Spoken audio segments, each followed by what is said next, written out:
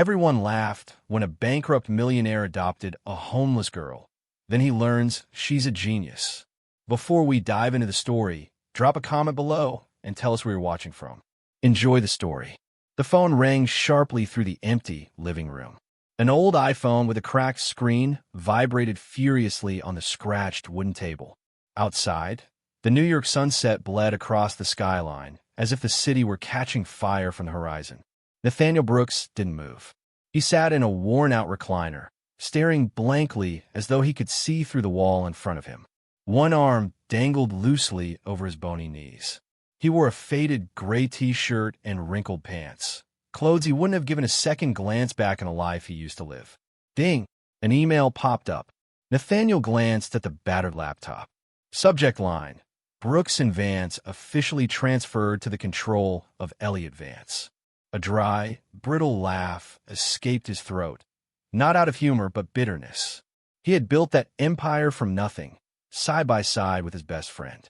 And in just 6 months, that same friend had swept it clean like a chessboard, leaving Nathaniel checkmated, stripped of everything.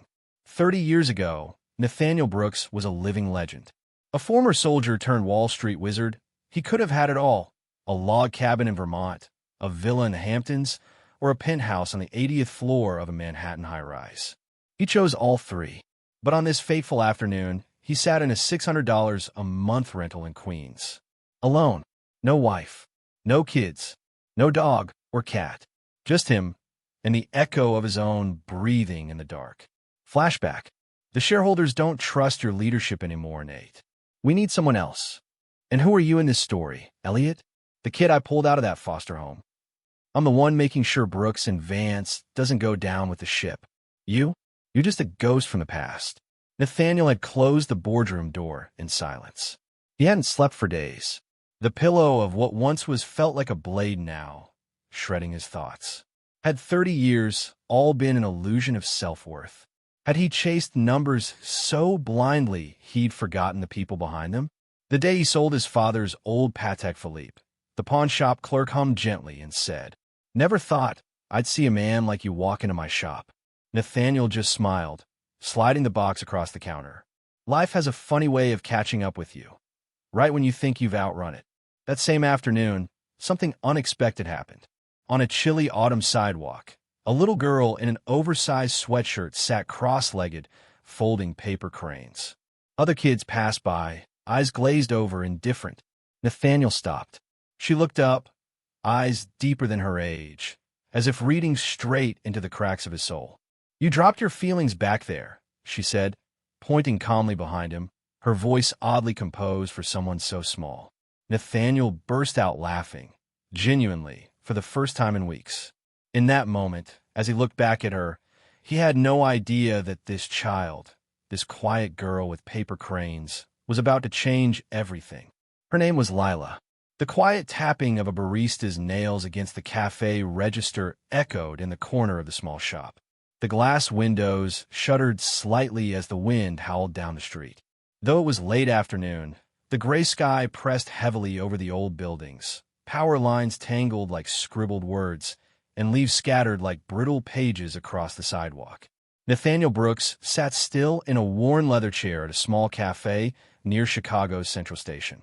He hadn't left the city in over 6 months. A strong, dry coffee was now the most luxurious thing in a life that used to overflow with excess. Now, he sat like a shadow of the man he once was, staring blankly at the rain streaking the window. Once upon a time, every storm was data, a sign of change. Now, rain was simply silence with weight, a reminder that sometimes life doesn't offer a way back. The sound of rain tapping harder on the glass made him look up. Across the street, under the awning of an old bookshop, a little girl sat curled up, her hands busy folding origami from wrinkled scraps of paper. Her coat was soaked. Her hands trembled, yet her eyes stayed locked on the delicate folds of what looked like a paper dragon. Nathaniel stood up before he even realized it. He rubbed his wrist, the old habit he used when summoning courage, then stepped into the street. "What are you doing out here?" His voice was rougher than the rain. The girl looked up, her eyes deeper than he expected. "I'm selling origami. $1 each." They're strong, but you have to keep them dry. Nathaniel knelt. He marveled at the tiny paper creations, cranes, foxes, even a phoenix. You made all of these? Yes. My grandmother taught me. Where is she now? She's in the hospital. I'm taking care of things. That sentence hit Nathaniel like a stone to the chest. This child, he thought, might already be stronger than he had ever been. Have you had dinner? No. I spilled some yesterday and lost a few customers. So just water today. He paused. Come with me. I've run out of cheap regrets to leave behind. I think you're selling something far more valuable than I ever did. Would you have dinner with me? The girl hesitated, then quietly packed her origami and followed. Nathaniel wasn't sure what he was doing, but something about her gaze reminded him of his own, years ago, when he looked at his wife and saw nothing but silence between them. A small diner at the corner became a strangely warm haven. The girl, Lila, she said her name was, sat in front of a steaming bowl of soup, occasionally glancing at Nathaniel. He still hadn't gotten used to eating with someone else. After dinner, instead of sending her back into the cold, Nathaniel offered, just one night. Think of it as letting me keep the storm away for you. We'll figure out the rest tomorrow. Lila nodded, and in that moment, Nathaniel knew his life had arrived at a new intersection.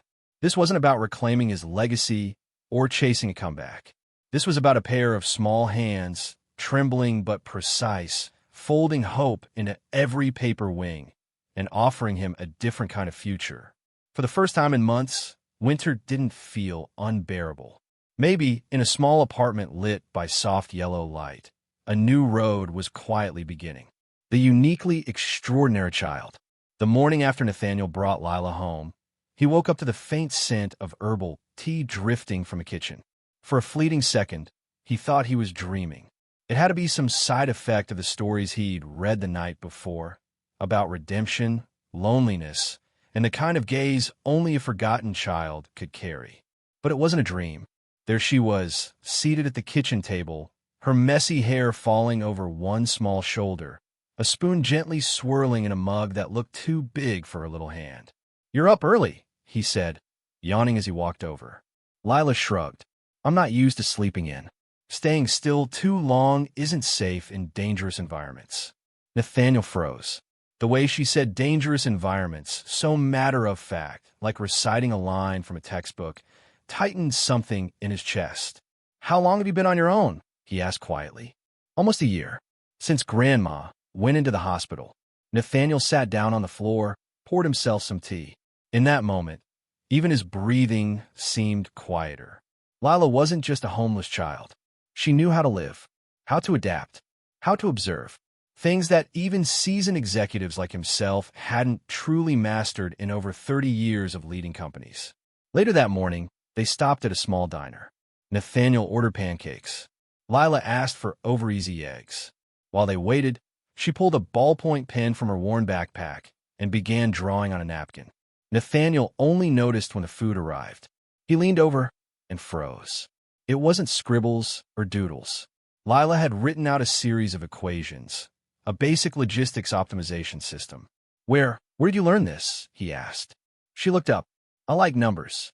Every day, I sat under the bookstore awning and watched people walk by. I kept track of when I sold the most. Then I wrote it all down. I figured things out from there. Nathaniel felt his heart tighten. She wasn't just bright. She was a genius. And she was surviving on the streets, using her mind to stay alive. 3 days later, Claire Donovan, a social worker, came to visit. For the first time in his life, Nathaniel welcomed an evaluation without protest or pride. He wanted her to stay longer. As long as possible. Claire inspected the apartment, noted cleanliness, safety, the emotional environment.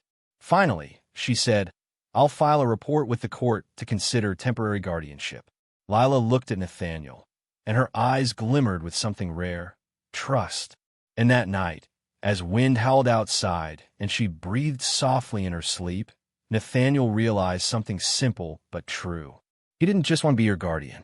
He wanted to be her father, not out of pity, not out of guilt, but because in that small diner, as she drew equations on a napkin, he understood something deep in his bones. She was a miracle, and for the first time in so many years, Nathaniel Brooks felt like he was capable of creating something meaningful. Not in a stock market, not in a quarterly report, but in the laughter and the eyes of a child. First lessons and a sleepless night. Nathaniel Brooks' first Monday morning in this new life began with a humbling realization. He didn't know how to make breakfast. For over 30 years working in corporate skyscrapers, breakfast had always meant pre-packaged cereal from a minibar or a room service tray in a five-star hotel. Now, standing awkwardly in the modest two-bedroom apartment, he shared with a quiet morning and the sound of running water from the bathroom, Nathaniel found himself staring blankly into the fridge. Eggs, milk, white bread, he muttered, pulling them out, but with no idea what to do next. By the time Lila emerged from the hallway, her hair still damp and her oversized school uniform hanging loosely, Nathaniel had sweated his way to a plate of overcooked scrambled eggs and 2 slices of toast that were more black than brown. "Looks decent," Lila said with a cheeky grin, not judging him, even though the plate looked like the aftermath of a failed science experiment. "God," Nathaniel sighed. "Next time, maybe you should cook." Lila nodded playfully. She was still young, but had learned to cook simple meals back when she lived with her grandmother in a crumbling housing block. In the days that followed, Nathaniel began learning what once seemed like life's simplest ideas: folding laundry, taking out the trash, and redefining the word happiness. Each night, Lila curled up a little tighter under the blanket. Occasionally, she would jolt awake from dreams so deeply rooted they seemed to live in her bones. Nights haunted by shouting, sirens, or the sound of someone pounding on a door. Nathaniel, once the recipient of countless business awards, now abandoned every economic theory he had ever memorized to learn how to soothe a crying child. He placed a chair by her bed so that if her feet ever touched the floor, he would be there, ready to brush her hair back and whisper, "You're safe now. You're home." At school, Lila surprised every teacher. During an aptitude test, she solved a high school level math problem in under an hour. Mr. James Donovan, the math teacher, was nearly in tears watching Lila rewrite an entire system of equations in a new form, and explain it so clearly even adults struggled to follow. But brilliance came with isolation. The other kids called her names: Robot Girl, Math Princess, with no real kindness behind it. They kept their distance, and Lila returned home in silence. "Do you like other kids?" Nathaniel asked one night as they folded origami together. Lila hesitated. "I used to. Sometimes I still do, but they don't really like me." Nathaniel gently placed a hand on her shoulder. "Someone will see the treasure in you one day. Just keep being who you are." Learning to be a father was a quiet revolution for Nathaniel. He skipped meetings to play with Lila, traded PowerPoints for puzzles, went from burning instant noodles to fixing a hem on a too big school skirt. Can someone still be loved when they have nothing left to give? He once asked himself. The answer came each night, in a small hug and a sleepy voice saying, "I don't need much. I just need someone who will still be here when I wake up." And Nathaniel understood. The greatest meaning in life is sometimes just being chosen to love, even when you've failed, even when you're starting over. It was a lesson he'd never learned at Harvard or in the pages of Forbes. Parenting, real parenting, doesn't require perfection. It only asks for honesty. And in the soft afternoon sunlight streaming through their little window, as Nathaniel watched Lila tilt her head and double-check a math problem on her laptop, he realized something simple and profound. Life was starting over, for real this time. Street math and the science of survival. On a gray and damp Saturday afternoon in late autumn, Nathaniel Brooks stumbled upon something astonishing. Winter was beginning to whisper through the streets of Chicago. While cleaning out the study, now transformed into a shared learning space for him and Lila, he came across an old, weathered backpack that once belonged to her. What he found inside didn't just make his heart clench. It awakened a part of his soul that had long gone cold. In the bottom compartment of the backpack were 3 small notebooks, their edges frayed, pages dog-eared and worn. On each faded cover, Lila had scribbled in crooked letters, "Survival Menu," a title that sounded innocent, almost playful. But the world inside those pages was anything but. Nathaniel opened the first notebook and froze. Charts, graphs, variables, equations, all drawn with meticulous precision, nothing like the messy scrawls of a child. Titles like Pedestrian Flow Prediction by Time Block, Rain versus Sunshine Sales Ratio, and optimal selling locations with low police interference leapt off the pages. This wasn't just math, it was raw, brilliant data science applied to survival. He read all 3 notebooks in silence. Every page left him more stunned than the last. This wasn't just a child trying to get by. This was a scientist carving survival strategies into the gray cement of her life with nothing but a small pencil and a sharper mind. In one entry titled Snow Day, Lila detailed her observations of foot traffic patterns near a shopping center, adjusting for temperature, wind direction, and lighting. She'd identified a golden hour for origami sales, based purely on behavioral probability. That evening, while Lila worked quietly on her homework, Nathaniel knocked gently on her door. "I found your notebooks," he said, holding one out. Lila hesitated. I didn't mean for anyone to read them. They were just ways to help me get through things." "You didn't just get through," Nathaniel said, voice heavy with emotion. "You optimized survival. With math." Though still a child, her eyes had long been shaped by cold nights with no roof, by hunger, by the small cruelties that could decide whether you lived or disappeared. "If I couldn't figure out how the world worked," she said softly, "it would have eaten me alive." Nathaniel sat beside her, placing a hand on the notebook. "But you're not fighting alone anymore. You have me now. You have a father. You're protected." Lila didn't reply at first. Then she looked at him and said, "I think you should show them to someone who understands. Someone who can use them."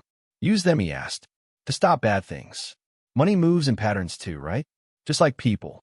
There are rules." Nathaniel froze. He'd spent decades buried in sterile numbers, chasing trends and stock prices, missing the deeper truth. Talent like this wasn't meant for wealth alone. It was meant for justice. And the one who reminded him of that wasn't a CEO, a professor, or a Wall Street analyst. It was a girl who once sold paper birds in the rain outside a bookstore. That night, Nathaniel composed an email to an old friend, Miranda Klein, a data engineer and renowned fraud detection specialist he'd worked with years ago. "Miranda, I have someone I want you to meet. She's young, but what she sees will blow you away." But what stirred in Nathaniel that evening wasn't just the quiet love of a man learning to be a father. It was awe and a quiet vow. He would protect Lila at all costs, even if it meant rebuilding from rubble, even if it meant confronting the man who destroyed his past and still wasn't finished. Because this wasn't just about surviving anymore. It was about rising. The child who saw through the numbers. The sound of rain tapping on the windows couldn't drown out the lively noise inside the Crystal Hall Ballroom, a lavish space that used to be Nathaniel Brooks' domain back in his heyday as the king of Wall Street. But tonight, he wasn't the center of attention. He was only here out of courtesy, and because of Lila. Lila didn't like dresses. But tonight, she stood quietly in a simple sky blue dress chosen by her teacher Claire, her hair pulled back in a soft bun, eyes scanning every adult in the room with the precision of a pencil-sharpening blade. Nathaniel gently squeezed her hand. "Just a few hours. If you're uncomfortable, we'll leave." "I'm not afraid of adults," Lila replied, as nonchalant as if she were talking about the weather. The event was a charity gala raising funds for a STEM education program. The primary sponsor? The Vance Foundation, founded by Elliot Vance after he took over Nathaniel's old company. There he stood on stage, smiling like a man who'd never stabbed a friend in the back. Lila tugged at Nathaniel's jacket. "He's lying." Nathaniel frowned. "You know him." "I remember the faces of people who lie about money," Lila whispered, pulling a small notebook from her pocket. "I double-checked the investment model he talked about on TV last week. It's wrong. Not just wrong, it's been twisted to hide a loophole." Nathaniel froze. His heart raced, not out of fear, but because he knew Lila didn't say things lightly. "Are you sure?" "I can prove it," she nodded, her eyes steady. Later, once the guests were full of wine and complacency, The MC made a surprise announcement. A short presentation by Lila Brooks, a fourth-grade math prodigy, supported by the program. Nathaniel almost stood up to stop it, but Claire gently touched his shoulder. Trust her. Lila walked onto the stage. People chuckled softly, seeing a tiny girl with a notebook and a marker standing under blinding lights in front of a sea of tailored suits. Hello, my name is Lila. I'm not great at talking like adults, but I'm really good with numbers. And tonight, I want to show you something about the financial model, Mr. Elliot Vance introduced. A ripple of whispers spread across the room. Lila continued, voice clear and calm. That model has a circular profit distribution path, meaning the money returns to the initial investors by using funds from new ones. It's a textbook example of a pyramid scheme. Here's my illustration. She drew on the whiteboard, mapped the flow, and presented the figures. Her voice was cold, deliberate. Words like backdoor return, liquidity loop, and non-auditable stream came from an 8-year-old and froze the entire room. People began pulling out their phones. Some whispered to each other. Elliot Vance, standing backstage, had turned pale. Lila closed with a simple sentence. If Mr. Vance has anything to say, I'm happy to hear it, and adjust if I'm wrong. No one spoke. No one clapped.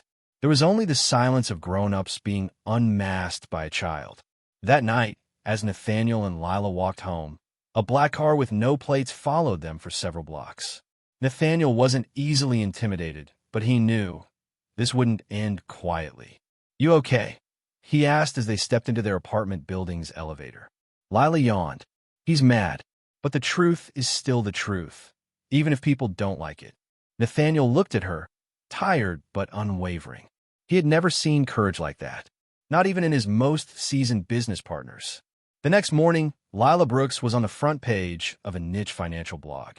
The headline read, "The 8-year-old who taught Wall Street a lesson in ethics." Nathaniel's phone rang nonstop. One of the calls was from Vance. Not to apologize, but to threaten. That little girl is tearing apart what I built. You'd better keep her quiet. Kids shouldn't play with fire. Nathaniel replied with just one sentence. I stayed silent for too long, Elliot. Not this time. And he hung up. That night, when Nathaniel turned off the bedroom lights, he found Lila already waiting, sitting on his bed with a new notebook. I sketched a new financial model, she said. Fair. No dirty money. I think it could help a lot of people. Nathaniel sat beside her, holding her small hand tightly. And I'll protect you, no matter what happens. Outside the window, the city still glowed. But in their small apartment, a new future was being written. Not with power or wealth, but with the truth of a child and the courage of a man reborn as a father. And they both knew, from tonight on, nothing would ever be the same. The name Project Revival wasn't Nathaniel's idea. Lila had written it on a piece of origami paper and placed it in the center of the table while Nathaniel was still reeling from the fallout of the previous night's gala. From the outside, it looked like a folded paper crane, but when he opened it, in crisp blue ink were the words, Project Revival, trace what was stolen. Revival was thought dead. Lila didn't say anything. She climbed onto her chair to drink her milk, then, as she did every morning, logged into her laptop with a gaze far deeper than any 8-year-old should carry. Nathaniel looked at her and saw something more than a child. He saw a tiny general, standing between two grown-ups with wounds in their hearts that still hadn't healed. Emily Kwan was the next to join the story. It had been 5 years since she walked away from Brooks Capital. After her departure, she vanished from the city's financial map entirely. Last year, she quietly returned to New York, working for a nonprofit focused on ethical medical data investment. When Nathaniel called her, she was surprised. When she heard what was happening, she agreed in less than 3 minutes. I owe you one, Emily said bluntly. Last time, you stayed silent when Vance pushed me out. But this girl, she deserves a different kind of life. 3 people, 3 long nights, 3 shadows of regret. They launched into a mission none of them had ever foreseen. Emily designed a reverse blockchain analysis system, combing through trails Vance had tried to erase. They called it the Phoenix Interface, reborn data rising from the ashes. Lila, despite not even finishing middle school, quickly became the sharpest among them at spotting transaction patterns hidden in the money flow. While typing, she said calmly, "Mr. Vance isn't just stealing money. He's re-engineering part of your old system, but through crypto." At the end of the month, Lila made a discovery that left the entire team silent. Elliot Vance was planning to revive his old portfolio through a hidden fund disguised as a charitable initiative for underprivileged children, all masked through circular cryptocurrency routing. "So that means," Nathaniel said, voice hoarse, "in 18 months he'll come back under a new name, but it'll still be the same stolen money." They sat in the dim apartment, most of the lights off, the glow from laptops illuminating faces still marked by past defeats. Lila leaned her head on Nathaniel's shoulder. "We can't let him do that to others," she whispered. "This is real life. And people like me, we don't have anyone else to protect us." In that moment, Nathaniel understood. This wasn't just a battle for honor or legacy or wealth. It was a fight for those who'd been abandoned, and who now chose to stand beside one another to reclaim what should never have been taken. Project Revival was no longer just a mission. It had become the only thing powerful enough to breathe life back into people who'd once lost all hope. And as Nathaniel looked over at Lila, he felt it again. That overwhelming truth. The most precious thing he'd ever built wasn't born in a boardroom or brokered in a billion-dollar deal. It was a child, a family, and a chance to make things right, with action, not apology. Project Revival had begun. Early spring in Brooklyn usually carried the scent of damp earth and blooming roadside flowers. But for Nathaniel Brooks, that morning only brought a muted gray and the suffocating air of a man starting to lose faith in good people. The newly installed home security camera flashed red, motion detected. Lila was safely in her room. Emily had gone to the supermarket, and Nathaniel was alone with a suspicion that weighed on him like a shadow pressing against his back. "Rebecca," Nathaniel called out as the front door suddenly creaked open.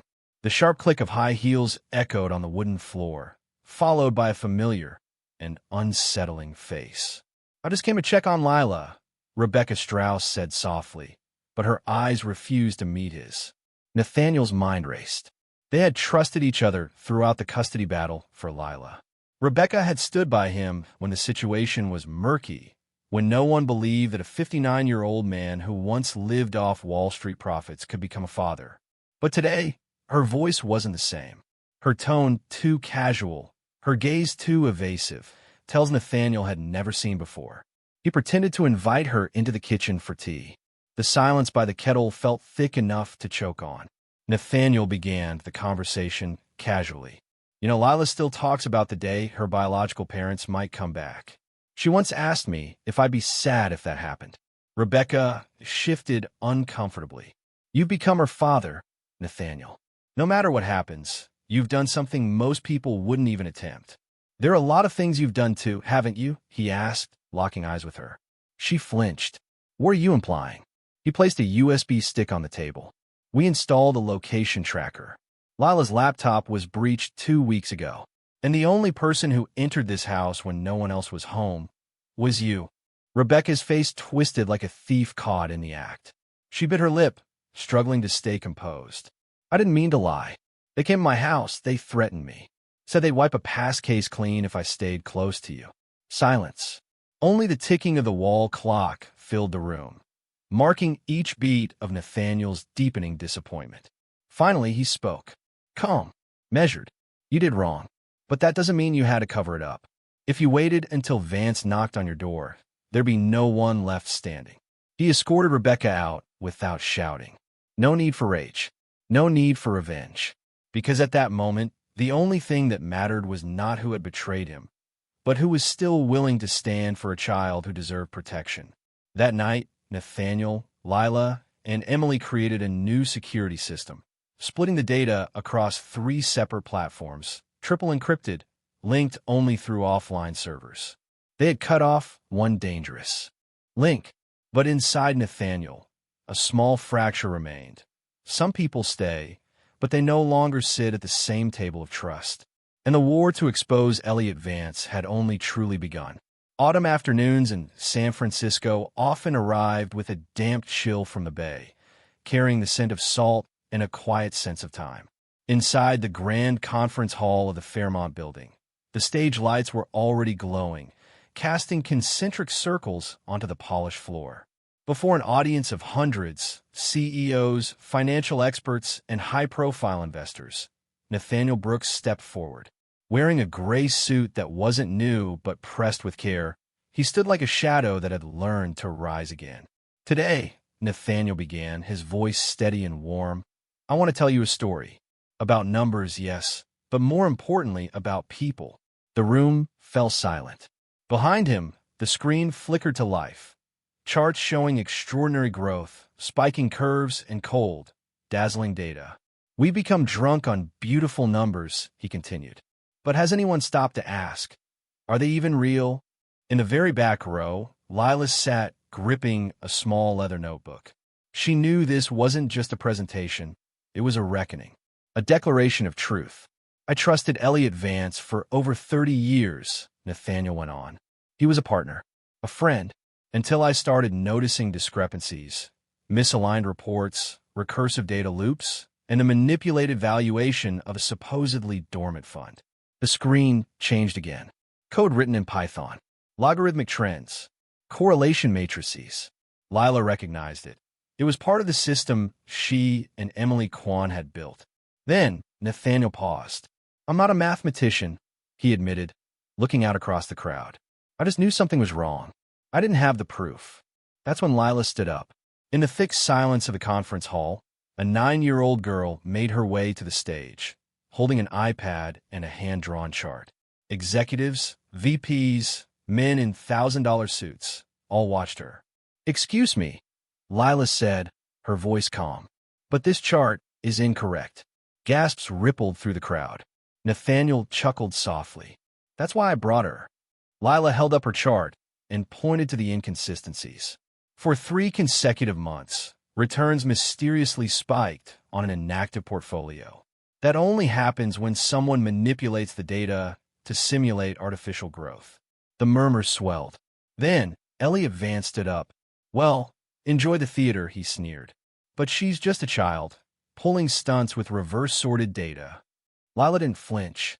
"Then, sir," she said, pointing again, "please reread data rows 728, 819, and 901, and let us know how the logic error changed the totals." On its own, the room erupted. In that moment, they no longer saw Lila as just a little girl. Nathaniel placed a hand gently on her shoulder and whispered, "You just did something most adults would never dare." That very night, Elliot Vance was taken into custody by federal investigators. And as Nathaniel held Lila's hand and stepped down from the stage, he was no longer a betrayed man or a disgraced businessman. He was a father, a man reclaiming the meaning of his life through love, courage, and a 9-year-old girl with a mind sharp enough to dismantle lies. New York that day was slate gray, the clouds heavy like a compressed memory weighing on Nathaniel's chest after weeks of unrest. News of the financial summit spread fast across headlines. Elliot Vance's name was no longer spoken with reverence as a brilliant co-founder, but as a stripped-down thorn in the industry's side. But what kept Nathaniel awake at night wasn't Elliot's fall from grace. It was Lila's eyes when she said, "You stood still to protect the truth. And let's not back down just because it costs something." 3 days after the summit, Elliot Vance sent a direct offer to Nathaniel. Return 50% of the stolen assets in exchange for silence. "This isn't a bribe," Elliot said, sipping coffee across from Nathaniel in a dim, quiet cafe. "It's wisdom." Nathaniel stared at the man who was once his closest ally, and now wore power like a polished mask. He asked only one question. "Have you ever regretted anything, Elliot?" Elliot gave a dry chuckle. "Regret? What for?" "You think I want forgiveness? I think you've been lost in the dark so long, you've forgotten what the light looks like." They parted in silence. Nathaniel returned home exhausted, but more resolved than ever. Lila was curled up on the couch with a book on data encryption. He gently pulled a blanket over her, then sat beside her, resting a hand on her shoulder. "We're not backing down," he whispered. Justice is the only thing we truly own. Over the following days, Nathaniel's small team launched a full-scale transparency campaign. They released encrypted transaction logs, cross-referenced document scans, and audio recordings from those Vance had exploited. Emily Kwan set up a secure distributed server network with backups in multiple locations, ensuring nothing could be erased. They submitted a complete dossier to the SEC, the IRS, and other regulatory bodies, each page digitally verified and tamper-proof. Nathaniel faced backlash, dismissive remarks, veiled threats, attempts to shake his credibility. But the work had transcended him now. It lived in Lila. Each time she pointed out a logic flaw or proposed a new structure, his eyes shifted.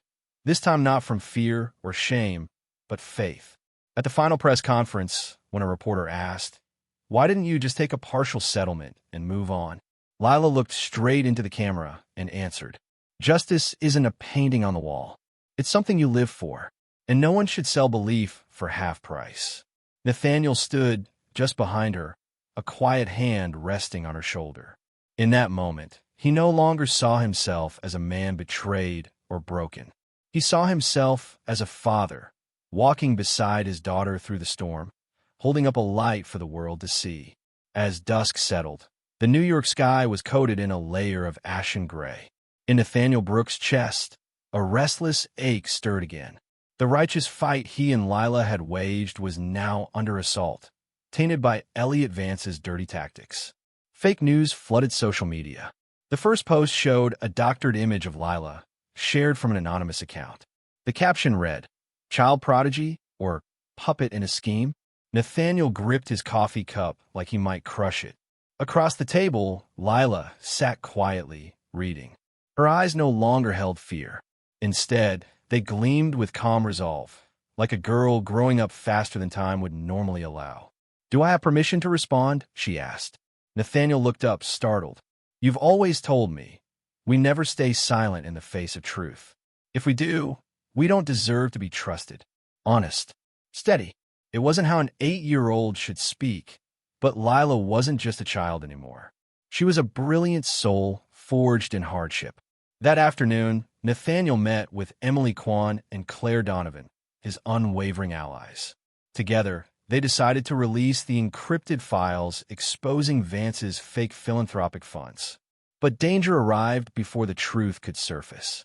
3 nights later, just past midnight, the alarm blared. Nathaniel bolted from his room. Lila was already standing by the door. "Uncle Nathaniel," she panted, "the system just triggered a breach alert. The front lock had been tampered with." Without hesitation, Nathaniel activated the separation protocol, a contingency plan for exactly this moment should Vance retaliate. Claire arrived within 15 minutes. Lila was quickly relocated to a safe house in New Jersey, while Emily and legal advisors prepped the files for the next public release. "We won't be heroes in headlines," Nathaniel said quietly before parting with Lila, "but we'll be the ones who lay the bricks for what's right." Lila didn't cry. She only asked, "When will you come?" Nathaniel placed a gentle kiss on her head. "The moment you need me most." While Lila settled into safety, Nathaniel returned to the apartment. Vance was trying to pull him back into being the old Nathaniel, cold, calculating, and numb. But he wasn't that man anymore. That night, Nathaniel made his way through a tunnel leading directly to the Phoenix database headquarters. Using the access keys Lila had built, he entered the final password and unlocked the control interface. He pressed the button, Initiate Release. A flurry of encrypted files began transmitting automatically to investigative journalists, financial watchdogs, and federal prosecutors. By morning, his phone buzzed. "I saw it. Lila." A message that hurt and healed all at once.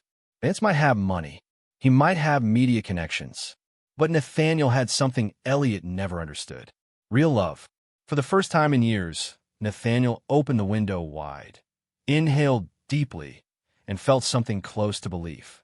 In the end, what's right always finds a way to win. 7 a.m., a gray December morning. Outside the window of St. Anne's Hospital, the towering trees stood silent, cloaked in a veil of mist. Inside, Nathaniel Brooks lay motionless in the ICU bed, for lines snaking down his frail arm. Just one floor below, Lila sat alone in the waiting room. A laptop glowed before her, her small fingers typing line after line of code. There were no companions now. No teasing laughter, no breakfast rituals. Just numbers and code, her last tether to the man upstairs. Nathaniel had collapsed while debugging a line of code. His heart, worn down by exhaustion and relentless stress, had faltered. The last sound Lila heard was his body crashing against the wall before everything went silent. The first days in the hospital were hollow. She was allowed only 1 hour each day at his bedside, and Nathaniel drifted in and out of consciousness. Lila didn't cry. Instead, she made a decision. There's still work Dad didn't finish. I'll finish it for him. From the hospital, Lila continued to lead the shadow investigation into Vance's financial network. She operated under an alias across private forums, asking questions to seasoned analysts, never revealing her identity. Each encrypted message, every carefully placed line of logic. These were how she stayed connected to her father. That morning, Nathaniel finally awoke. His eyes lingered open longer than usual. On the iPad by his bed, one simple message glowed. I'm continuing, Dad. You just rest and get strong again. Nathaniel didn't cry. He simply closed his eyes, a tear trailing silently down his cheek, while the monitor beside him beeped in steady rhythm. Lila convened virtual meetings with her anonymous support team. She delegated assignments, data tracking, shell fund analysis, encrypted documentation. To the hospital staff, she was just a quiet little girl in the waiting room. But to the digital world, she was Athena_42, one of the most impactful whistleblowers in a tightly woven financial network. When Nathaniel was moved to recovery, he saw something new in Lila. She was no longer the 9-year-old he once brought home. She was growing, not just in height, but in conviction. With a small heart, she was standing against a world that had once chewed them both to the edge. They sat by the window together, watching the first snowfall. I thought I was breaking things, Nathaniel said softly. But I guess I was planting something. Lila looked up, her eyes shining. You planted me. Now I get to plant something back. Late into the night, as the ventilator hummed steadily and the snow whispered outside, the two exchanged encrypted notes, passing data, proof, and code like others might pass bedtime stories. In every bit and byte there was love. In every number there was belief. And in every line of code there was family. The mission lived on. But now it was more than justice. It had become a fight to restore faith in what one life, rebuilt with love, could mean.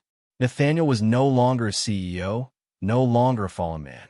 He was the father of a small light, guiding the way through darkness.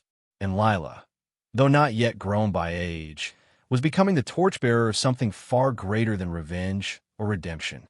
Together, they continued, because it wasn't the fall that defined them. It was how they stood back up.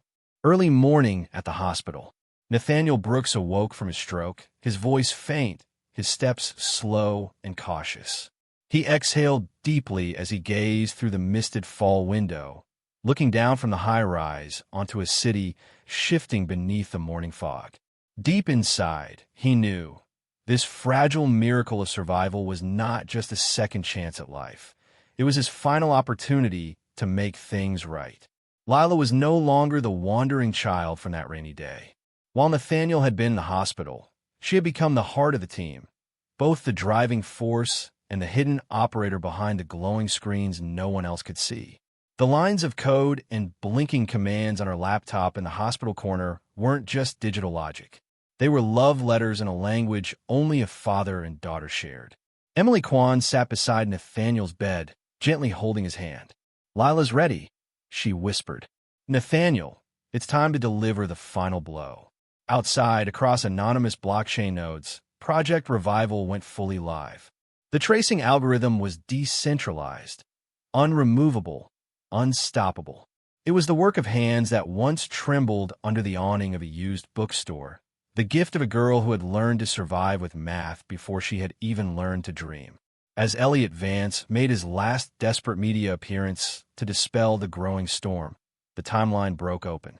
Within minutes, massive leaks spread across every major platform.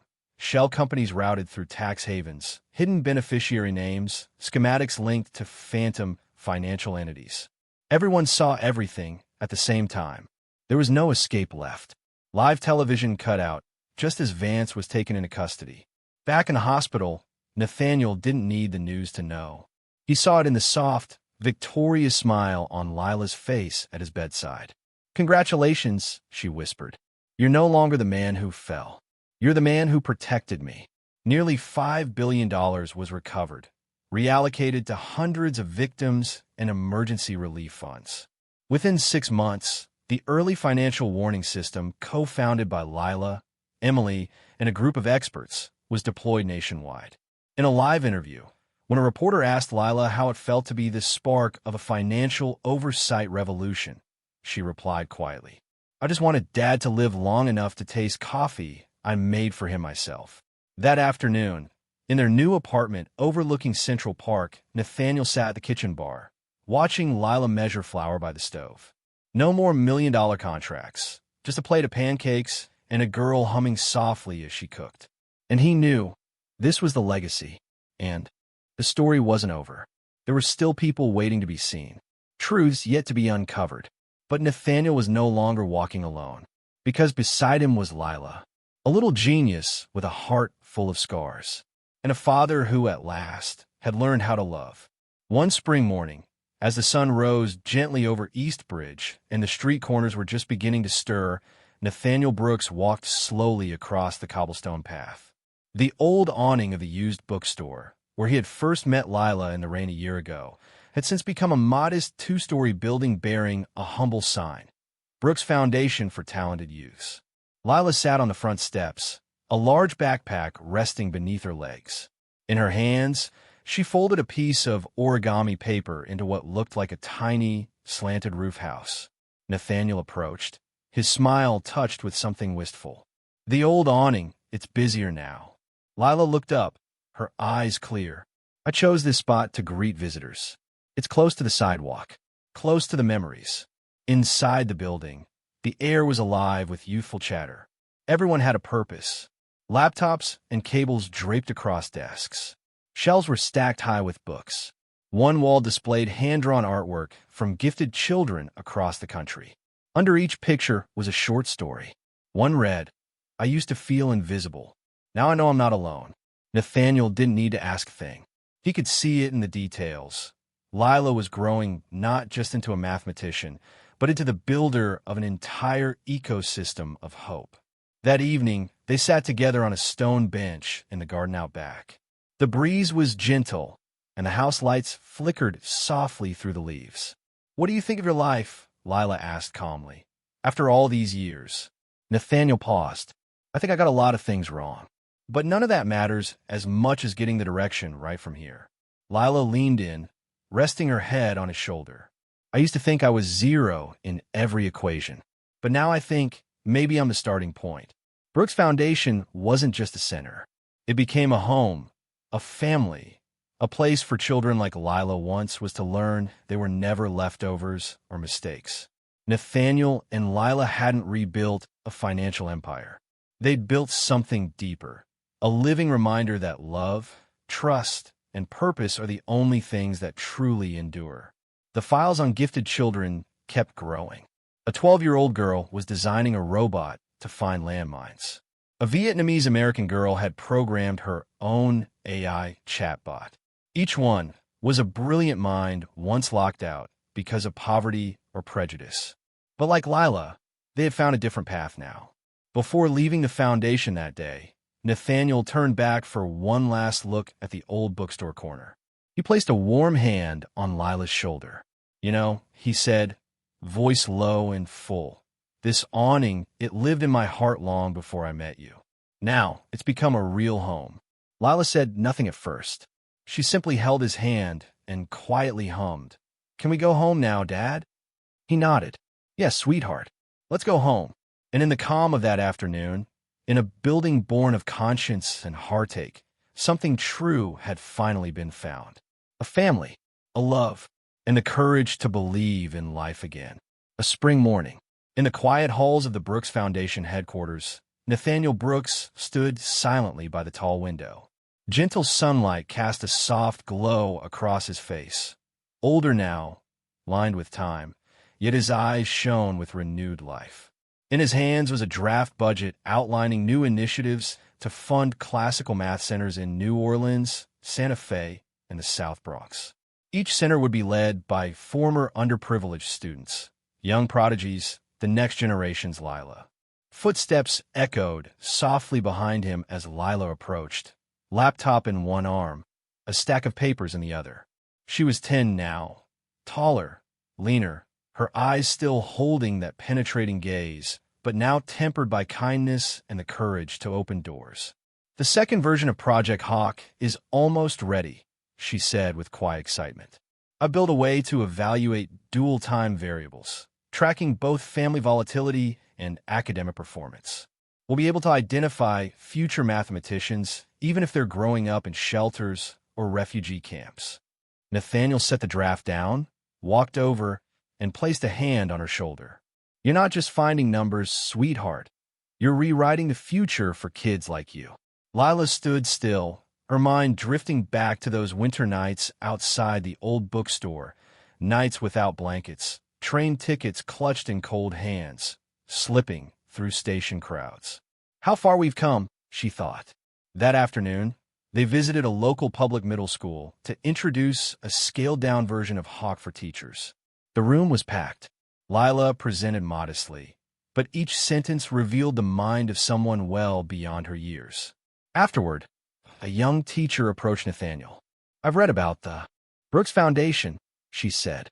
"This is what we've been waiting for. But more than the tech, it's the belief behind it. That kids don't have to give up on math just because they're poor." That night, rain fell heavily, just like that winter a year ago. Nathaniel parked in front of the old bookstore, now shuttered, its awning sagging with age. Underneath, a small origami box had been placed, carefully, deliberately, a quiet marker from the foundation. Someone had left it there to remember. Lila stepped forward and pulled out a new set of origami pieces she had made. She handed one to Nathaniel. "You know," she said softly, "what I needed most that day wasn't a rich man to save me. I needed someone who had fallen, but still chose to get back up, because he believed love and a child's life were worth more than money." Nathaniel said nothing. He simply pulled her into an embrace, suddenly realizing that this child hadn't just changed his life. She was the reason he wanted to live it better. As the front lights of the Brooks Foundation flickered on, the origami box was placed inside a display case. Below it, a small plaque read, "Genius can be born on any street corner. The key is someone willing to believe in it." The story of Nathaniel Brooks and Lila had reached its final chapter. But the future they built had only just begun, a space where numbers and hearts could rewrite destiny together. Some losses are the beginning of what can never be lost. The story of Nathaniel Brooks and young Lila isn't just a fictional journey. It's a mirror, one that reflects anyone who's ever stood at the peak of success, only to suddenly plummet into the depths of loss. Fame, fortune, recognition, they can all disappear in the blink of an eye. But what makes this story resonate with millions of adults isn't the numbers or financial schemes. It's the quiet transformation within someone who thought they had nothing left. In today's world, where value is so often measured by bank accounts, job titles, and public praise, there's an uncomfortable truth we rarely look at head-on. When all those things fall away, we're forced to confront what we've neglected for most of our lives. For Nathaniel, he had once thrived on million-dollar deals, yet had no idea how to hold a child trembling from a nightmare. He'd graced the covers of finance magazines, but had never sat down to listen to a little girl explain how she tracked foot traffic to sell origami without being chased off by the police. Like so many of us, he thought his worth could be measured until he met Lila. Lila, a homeless child, had nothing but her intellect and pride. Yet she sparked in Nathaniel a question so many grown-ups quietly ask themselves. If I disappeared tomorrow, would the world be any different? Most of us won't build a game-changing algorithm or create a foundation for gifted children. But all of us can choose to love. All of us can choose to sit beside a hurting child rather than walk past. We can choose to forgive ourselves and begin again, even at 50, 60, or older. Nathaniel's story reminds us that the villains in life aren't always people like Vance. Sometimes it's us, when we let work steal the time meant for our kids, when we stay silent instead of saying, "I'm sorry," when we pass up small kindnesses out of fear or inconvenience. But the miracle is this: even when we become the worst version of ourselves, we still have a chance to make it right, if we're willing to face the truth. In a time where technology connects everything, but people feel further apart than ever, the story of Nathaniel and Lila is a wake-up call. It asks the hard but necessary question: are you really living, or just existing? A man who seemed dead inside found real life again, not through status, but through a child who gave him a reason to keep going. And sometimes, the one who saves you isn't a doctor, a lawyer, or an investor, but a small soul who simply shows you why you still matter.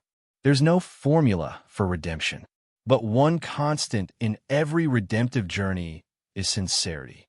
Nathaniel didn't try to be the perfect father. He simply showed up at dinner, in the rain, in moments of success. And that's what today's adults need most. Don't wait until life slows down to start living honestly. Don't wait until your children are grown to say, "I'm sorry." Don't believe it's too late to start over, because Nathaniel did. With an old awning, a warm meal, and a quiet invitation, she shouldn't have to sleep on the street tonight. In a world that moves too fast, where kindness is rarer than apologies, this story reminds us of something simple but profound. Our humanity is never outdated. The way you love, the way you stay when others leave, the way you forgive when others hold grudges, that is the legacy that doesn't require money to sustain. And perhaps what brings tears to people's eyes at the end of this story isn't just that a little girl changed the world, but that, in her, they saw themselves. In Nathaniel's regret, in Lila's gaze, in every quiet, aching moment of repentance and new beginnings. Because in the end, the greatest lessons in life don't come from books. They come from the heart. A heart that's brave enough to admit it was wrong, brave enough to love again, and brave enough to start from zero. Thank you so much for being here. Your support means everything, and I can't wait to bring you more heartfelt stories soon. Until next time, stay kind, stay inspired, and I'll see you in the next one.